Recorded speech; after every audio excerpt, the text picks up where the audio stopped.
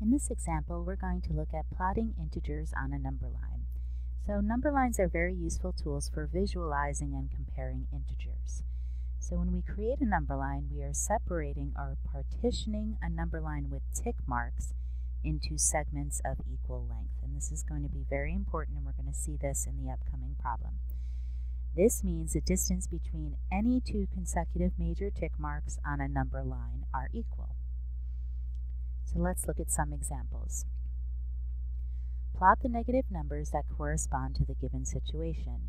Use a dot to mark the correct quantity. Also label all the surrounding tick marks.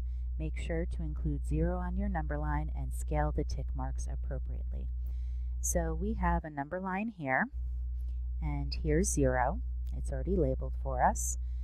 So I'm going to start labeling this number line. So Angela lost 4 pounds, so I would represent that with a -4.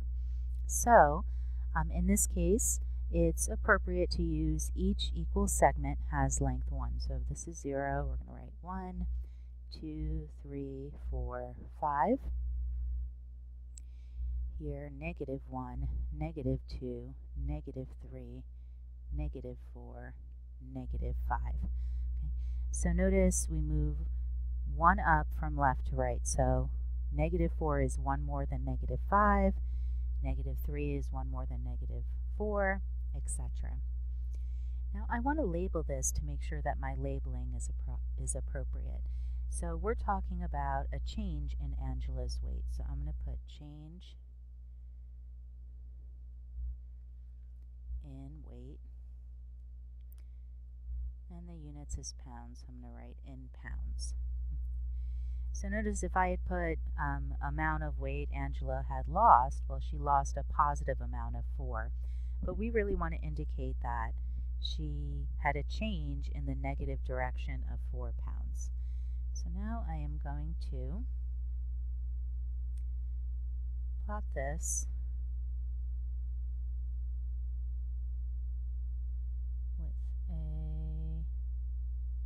use a black dot, and I'm going to put a circle right here. So this is how we indicate -4 on the number line.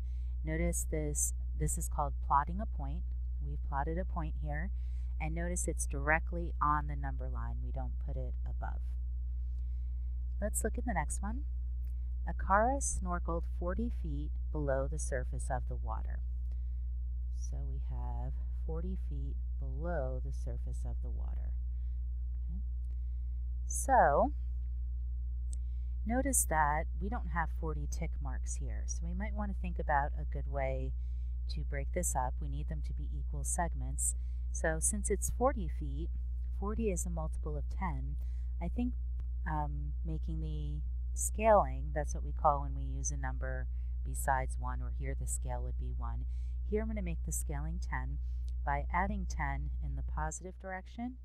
So 0, 10, 20, 30, 40, 50. And in the negative direction, it would be -10, -20, -30, -40, and -50.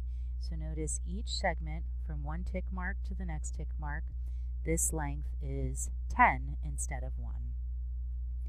Now, 40 feet below the surface of the water, we're going to think of that as -40 because it's below the surface of the water. And we're going to label this number line relative, let's make it height, relative to the surface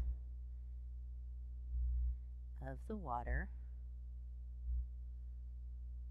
Oops, I was going to write H2O, but let me write the word of the water in feet.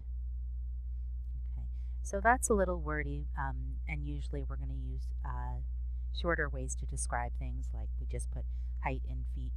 Okay, but this really clearly describes what we're measuring. So I want to put this all in here, and -40 would be at -10, -20, -30, -40.